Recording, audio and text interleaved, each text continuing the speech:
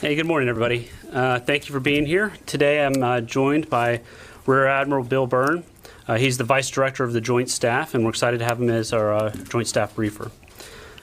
On Monday, the Department will join the nation in celebrating Veterans Day and honoring all those who have served in the armed forces. Secretary Esper will be participating in a wreath-laying ceremony at Arlington National Cemetery before going to New York City to ring the NASDAQ closing bell in honor of veteran-owned and veteran-run companies. Next Wednesday, Secretary Esper will depart on a trip to our priority theater, the Indo-Pacific. He will travel to Seoul, Bangkok, Manila, and Hanoi, where he will participate in the ASEAN Defense Ministers meeting and meet with many allies and partners in the region who share our vision for a free and open Indo-Pacific. We will discuss common challenges such as the militarization of the South China Sea and predatory Chinese commercial and economic activities. The trip is a reflection of the Department's focus on our concerns with Chinese efforts to undermine the rules-based international order in the region. I'd also like to provide an update on the USNS Comfort, which is currently in Haiti and has treated almost 65,000 patients during stops in Ecuador, Peru, Costa Rica, Panama, Colombia, Trinidad and Tobago, Grenada, St. Lucia, St. Kitts, and Dominican Republic and Jamaica. Of the patients treated, 2,600 self-identified as Venezuelan. The ship is widely recognized as a symbol of what people with differing backgrounds can achieve by working together, united by a shared purpose to assist others experiencing hardships or impacted by crises, disaster, and emergencies. The hospital ship deployment reflects our enduring promise of friendship, partnership, and solidarity with the Americas, and is one way the United States is showing support for the people of Venezuela. Finally, today marked two significant milestones for the International Maritime Security Construct. One was the opening of the multinational IMSC Command Center in Bahrain, and two was the designation of the IMSC's first commander, Rear Admiral Alvin Halsey. We appreciate the IMSC staff from Bahrain, UAE, Saudi Arabia, Albania, the United Kingdom, and Australia for their tireless dedication and commitment to ensuring freedom of navigation in critical waterways across the Middle East. I want to close with a topic I will continue to mention until it's resolved, and that is the need for a DOD budget. The DOD needs sufficient, predictable, and timely funding. Under a continuing resolution, the Department cannot continue the modernization progress made under the previous budget deal. CRs also disrupt training, impede readiness, delay maintenance, impose uncertainty on the workforce, and induce inefficient and constrained contracting practices. 2 weeks from today, the current continuing resolution will expire. The Department urges our congressional partners to pass a budget at this time. The 6-week CR has been problematic. Another long-term CR will be more so. With that, Rear Admiral Byrne and I will be happy to take your questions. All right, we'll start here, Bob. Jonathan, thank you. Question for you about the situation in Syria. Is the U.S. troop withdrawal from northeastern Syria completed? And similarly, can you explain the state of the deployment of mechanized force to the Deir ez-Zor province? And has the mission of protecting the oil, or however you want to define it, has that been fully defined for commanders in terms of what they can do, what they can't do, that sort of thing? Okay, I'll, Admiral, if you want to Sure. go. First of all, our steady withdrawal, our deliberate withdrawal from the Kobani landing zone continues. I would say that most of the equipment and most of the people have withdrawn from that area. It's going safely, it's going successfully, and it's meeting the requirements of the commanders on the ground. More largely, the military mission in Syria continues. It is the defeat of ISIS, like it has been since 2014, shoulder to shoulder with our SDF partners. And that continues to go well also. I'm not going to pick on your words, but I'd be cautious with saying that the mission to secure the oil fields, the mission is the defeat of ISIS. The securing of the oil fields is a subordinate task to that mission. And the purpose of that task is to deny ISIS the revenues from that oil infrastructure. As we know, back in 2015, when they were in control of that infrastructure, it was pumping out 45,000 barrels per day to the tune of $1.5 million a day to support their operations. And we're just not going to let that happen again. So does that include, just one quick follow-up, does that include then securing all the oil fields? I mean, you only have so many people there. Do you have enough people to secure every oil facility? Well, we're doing the securing of the oil field, again, shoulder to shoulder with our SDF partners, and the SDF has been there for years, quite honestly. And that distribution of people, the force posture to meet that task within the larger mission, we're leaving to the commanders on the ground. All right, go Tom. I want to stay on Syria for a second. You say it's to prevent ISIS from gaining these oil fields. When they did have the oil fields, that was long before the U.S. showed up.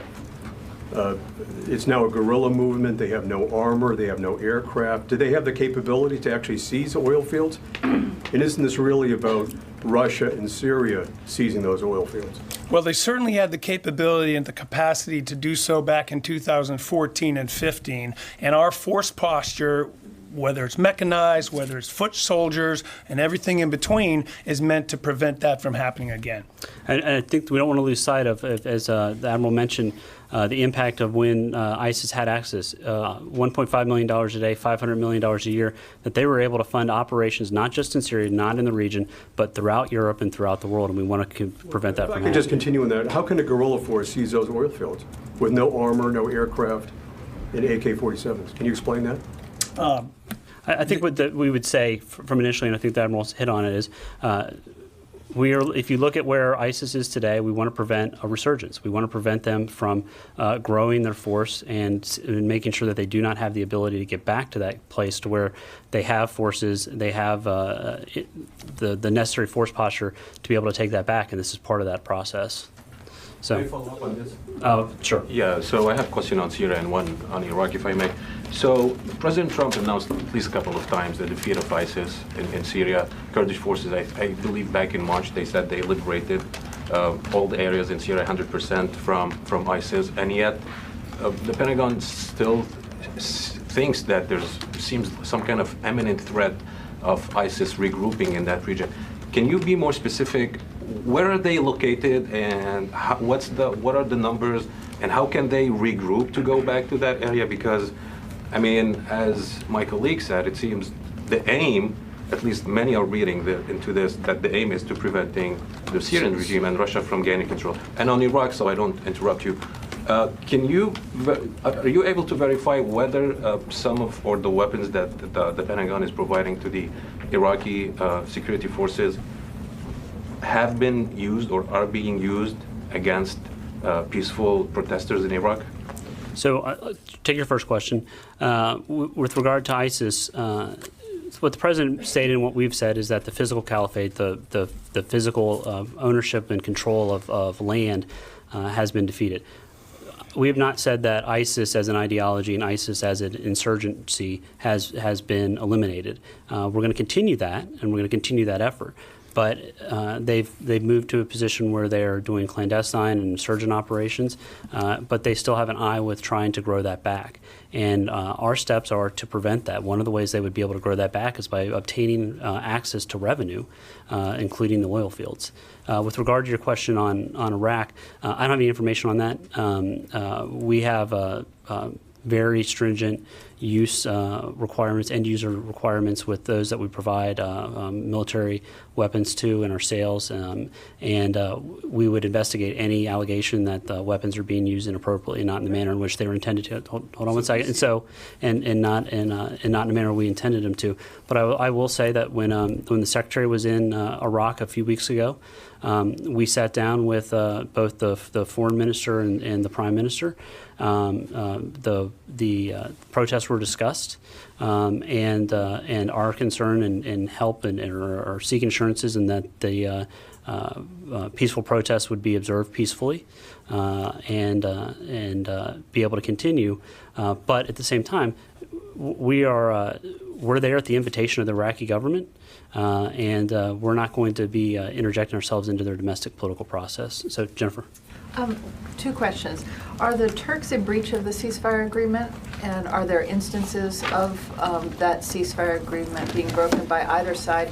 And is the U.S. military, U.S. government still providing arms to the SDF, to the Kurdish-led SDF? So in general, the ceasefire is holding. There have been skirmishes, relatively small skirmishes, but it appears that all parties are adhering to the rules. And the arming of the SDF, are you still doing so? So the SDF are our partners, and we are still working with them in our fight against ISIS, and we're still going to provide them with the support and ability to be able to continue that fight against ISIS. So we'll go, Sylvie. I would like to go back to the mission in Syria. The Secretary said last week that the mission was to secure the oil field from ISIS and, I quote, other actors in the region. Are Russia and Syria part of these other actors? So I think we would go back to saying ISIS. There are other. There's a number of different players in the region. We are going to continue with our efforts to maintain it, not just to keep it from ISIS, but as the Secretary has mentioned previously, to provide the Kurds in the area and the SDF with forces to actually have a revenue stream and an ability to work on building up their strength on the de-ISIS campaign. So it's preventing ISIS from getting it, allowing the Kurds and the SDF in there to have control of it as well. If I may follow up, so do the U.S. troops have the authorization to shoot if a representative of the Syrian government comes to the oil fields and say, I am here to take property of these oil fields? On the other forces in the area, I think we're all aware of who the players are in the field here. And to the rules of engagement in particular, I'm not going to get into specifics, but I'll make a couple quick points on that. First is deconfliction. And there are existing deconfliction channels in place in theater amongst U.S. forces and all of the players. That's airspace deconfliction, deconfliction on the ground. So we want to prevent incidents from happening by getting out in front of it. The second is de-escalation. And when met with an unsure situation, an uncertain situation, the first thing we try to do is de-escalate the situation. So we step through pre-planned responses to de-escalate. We identify who that potential threat might be. We make our presence known by sight and sound, and then we communicate with them to figure out who are you, why are you here, and what are your intentions in order to de-escalate the situation. And finally, our commanders always retain the right and the obligation of self-defense when faced with a hostile act or demonstrated hostile intent. I guess the question is about the legal basis of controlling the oil field. The governance of Syria is still based on international law, and the UN is still the recognized legitimate government. Are government forces allowed to go back and retake natural resources that belong to the? I'll put it very simply. Everyone in the region knows where American forces are. We're very clear with anyone in the region and working to deconflict where our forces are. If anyone, we work to ensure that no one approaches or shows hostile intent to our forces. And if they do, our commanders maintain the right of self-defense. So go ahead, Tara. Thank you. I want to get back to Veterans Day. There are veterans across the country who are now fighting cancers and other illnesses due to exposure to some sort of toxic element, perhaps connected to their military service, but they can't get the VA to recognize that service connection. What will the Secretary be doing on Veterans Day to push this? He has been trying to with the PFAS, but there are other elements out there like the burn pits and other types of exposures that veterans are kind of looking to leadership from DOD on. So the Secretary will be participating in an event with the Secretary of Veterans Affairs. I'm sure this will be one of those topics they talk about. They talk frequently about the veterans issues, and we've just continued or had a series of meetings with some of the military service organizations, veteran service organizations, where issues like this were discussed with them. PFAS is one example of what we're trying to do, is trying to get a interagency and whole of government look at some of these. But the Secretary's been committed to expanding access to resources and access to care for military members, and we'll continue to push through with that. Barbara? I want to go back to the Syrian oil fields. I understand everything both of you have said about ISIS. I'm going to try this again. My question is specifically not about ISIS.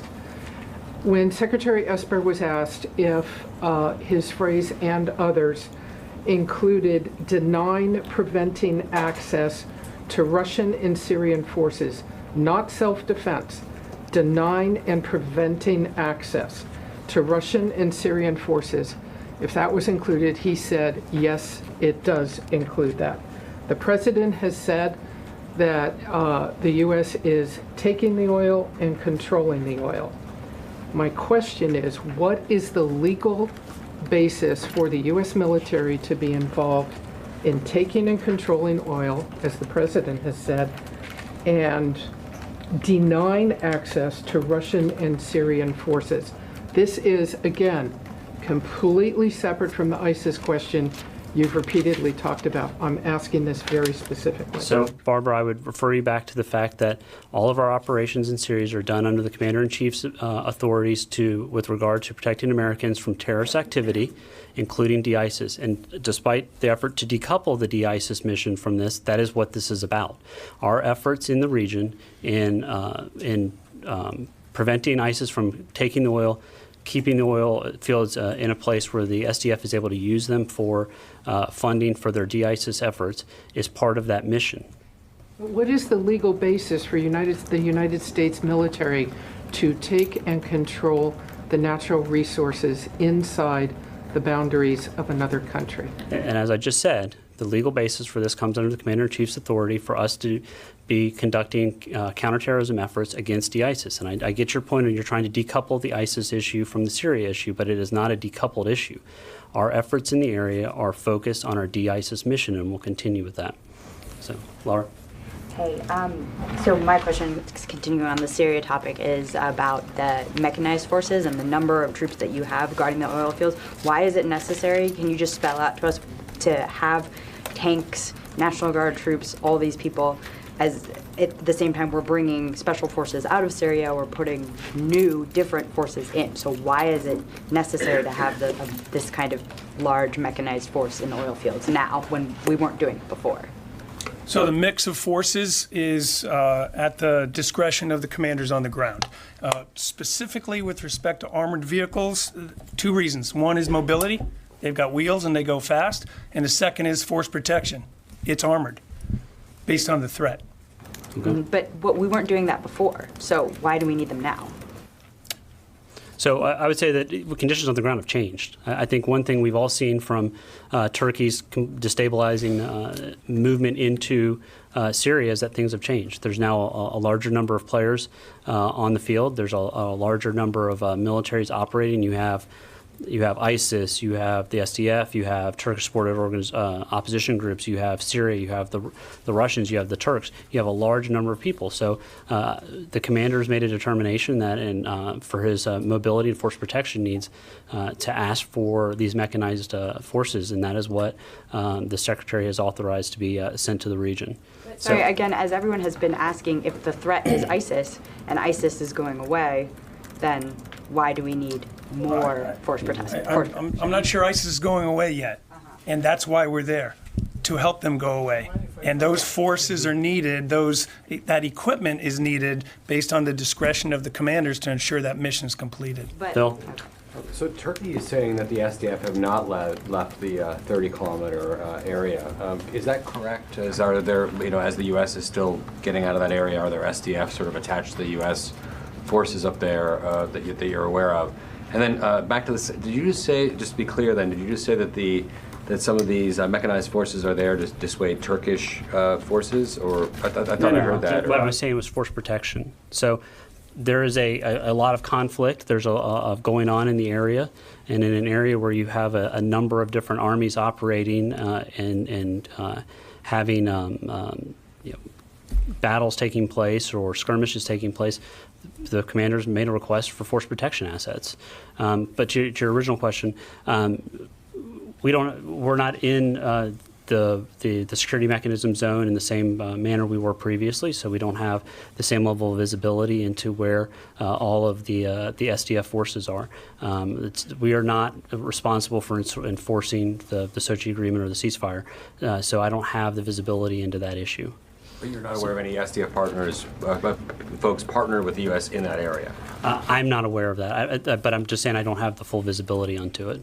So, Gordon? Has a decision been made on what the residual force will be in Syria, and if not, when do you think that decision will be made? And also, will you commit to sharing the number publicly once you're there? Yeah, I'm not going to talk specific timelines, not going to talk specific force postures. It's conditions-based, and we rely upon that assessment, that continual assessment from the commanders, and I expect that when that changes dramatically, we'll make that announcement. Given what the Admiral said about the ISIS threat in Syria, do you have a number of how many ISIS militants remain in eastern Syria in the Merv area? I don't have that number on me right now. I'm sure we can try to see if we can get that to you. I don't have it available. Just a quick follow-up. In regards to ISIS detainees, could you give us what's the fate of those detainees? How many still in Syria? How many were deported, were moved out of Syria? So the SDF continues the mission of securing those prisons and those prisoners. The number that we heard in the first week or so of the operation of about 100 ISIS escapees, no change to that. So, which is a good thing. And so many of those ISIS fighters are from foreign countries. And we know the countries of origin, and we're encouraging those countries to take those fighters back as the ultimate disposition. Jeff? Thank you. You had said that the United States' legal basis to send troops to these oil fields comes from the Commander-in-Chief. Does President Trump have legal authority to take over these oil fields, or is the United States stealing the oil? President Trump's the Commander-in-Chief and has the authority for us to be doing operations to defeat terrorism. And part of the efforts to prevent the ISIS from obtaining the oil fields is an effort to prevent them from obtaining revenue so that they can fund their terrorist operations globally. But what legal basis does he have as opposed to, say, Saddam Hussein invading Kuwait to take the oil fields? Once again, I don't know where you're going with that question, but once again, we have said we have the authority to be in Syria on our de-ISIS mission. That authority has been well stated and well put out there for the last 4 years, and that part of the mission at this time. And just to be clear, we've been in this area with the same mission of preventing ISIS from getting those oil fields for the last 4 years. This is not a new mission. Everybody seems to believe that has changed. That is not the case. So this authority has been in place for years, and we believe it's consistent with the President's authority and desire to prevent ISIS from obtaining funds from which to be able to conduct terrorist operations around the globe. And one addition to that, this is not a unilateral action. We're doing this shoulder to shoulder with our SDF partners. Missy? I have a question and then a clarification, please. Sure. I want to ask about the widespread reports of abuses by Turkish-backed forces in northern Syria. What is the Pentagon doing to ascertain Turkey's role, Turkey's role in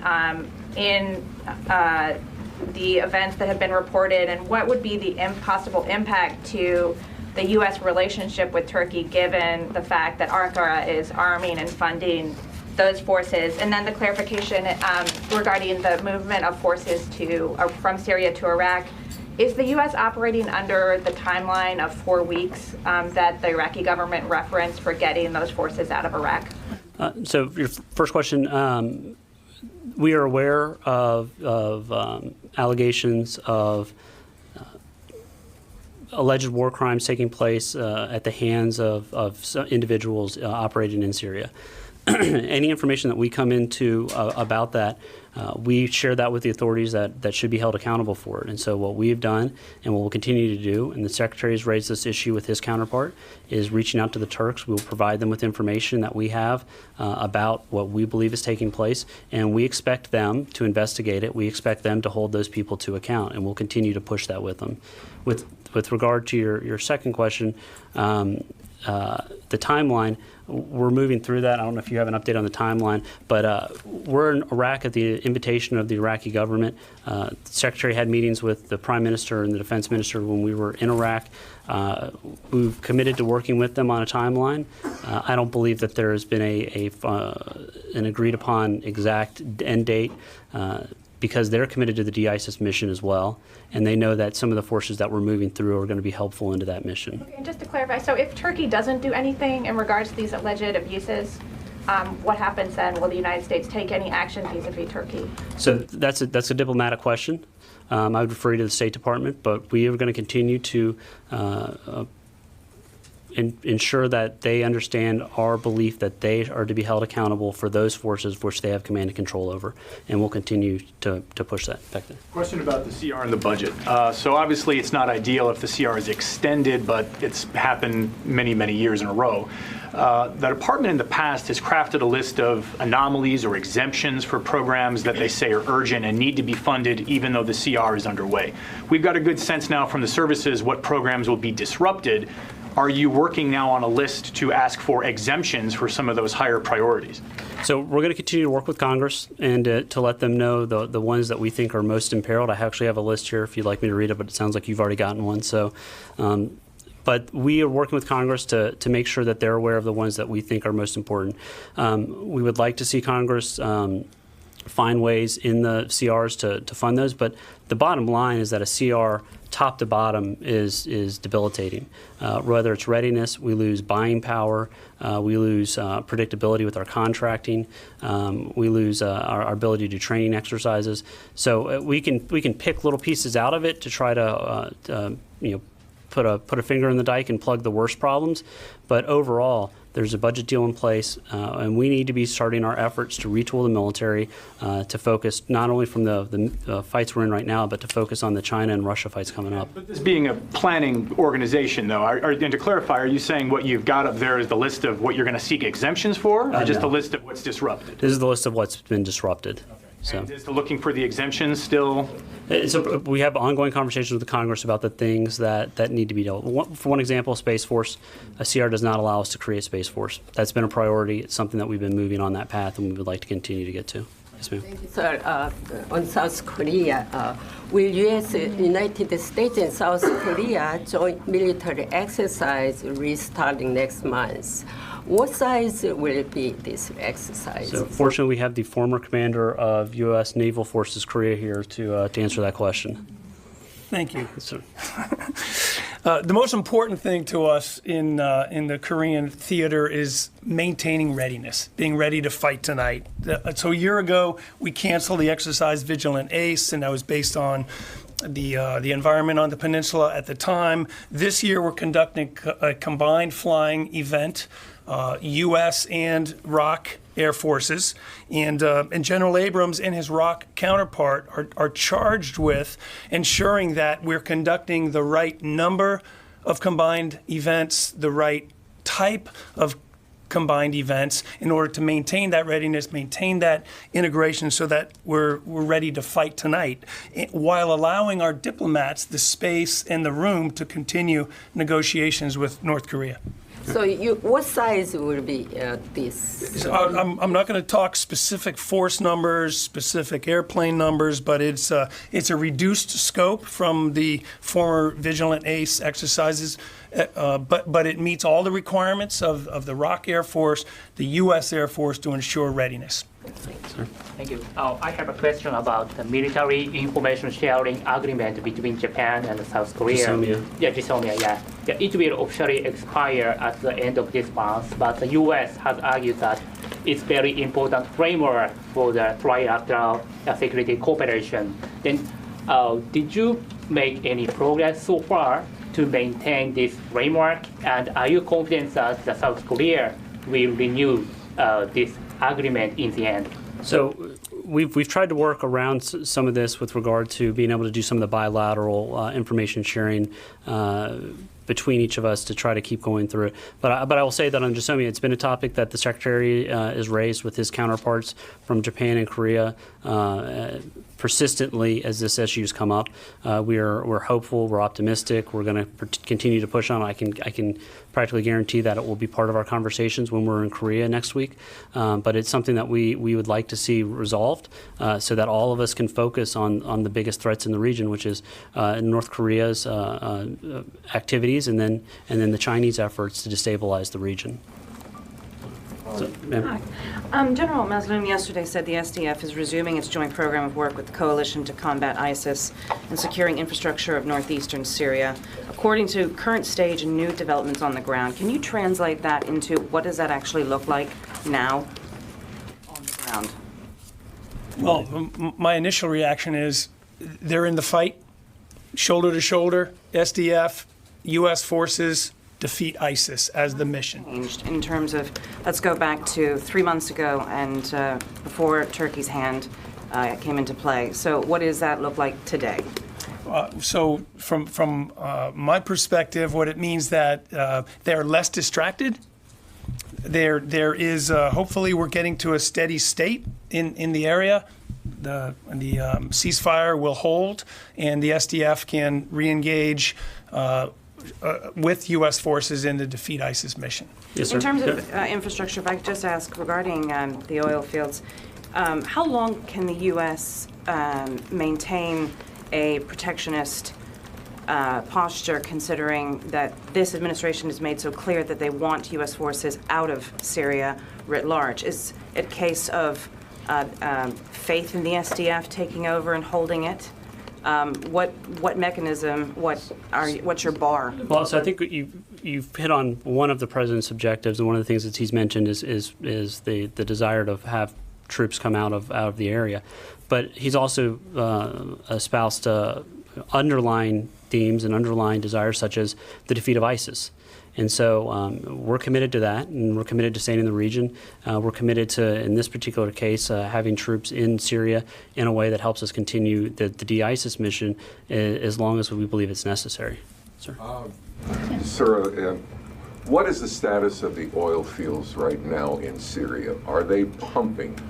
And if they're capable, as you said before, under ISIS, 1.5 million a day, who's getting that money? Is the U.S. keeping it? Is the SDF? Is there a share agreement? What is the status here? Yeah, I don't have the specific laydown in which field is operating and which is not. No mystery to anybody that we're about 8 years into a civil war in Syria, and so there's a great deal of infrastructure that's in disrepair. That said, it's the SDF and the U.S. forces shoulder to shoulder protecting that to ensure that ISIS doesn't have access to and revenue of the revenues. And to your second point, though, the revenue from this is not going to the U.S. This is going to the SDF. That's holding it. So we're going to do one last one right here, and then that's it. Can you comment on the reports that the Secretary is trying to convince the President not to interject himself into the military justice system regarding Eddie Gallagher, Clint Lawrence, Major Goldstein? So what I would say on that is we have a robust military justice system that we believe is capable, and it's an effective system. That system provides those who are charged with crimes due process opportunities to be heard, appeal process, and all that. So the President and the Secretary have spoken about this, and basically what we do in all these situations, the President asks for additional information, is providing information about the due process system and about the military justice system, providing some advice and some options. But one thing to remember is that the President's part of the military justice system. He's the Commander-in-Chief. So this is not an unusual thing for the President to show an interest in cases, but I would quibble with the characterization that we are attempting to change some view of the President. As far as we're aware, the President sought information from us about it, and we've been providing that. But once again, the confidence in our military justice system to provide good order and discipline allows us to have the most disciplined, most effective fighting force in the world. And we have confidence in it, and we'll continue to provide information as we need to and continue to support that system. But with that... Jonathan, what impact would it have if the President pardoned or commuted the sentences of these three on Monday? That's hypothetical. I'm not going to get into it, but I would say is that the President is part of the military justice system. This would not be, the presidents in the past have taken views and taken actions in the military justice system, and our military justice system has continued to maintain robust.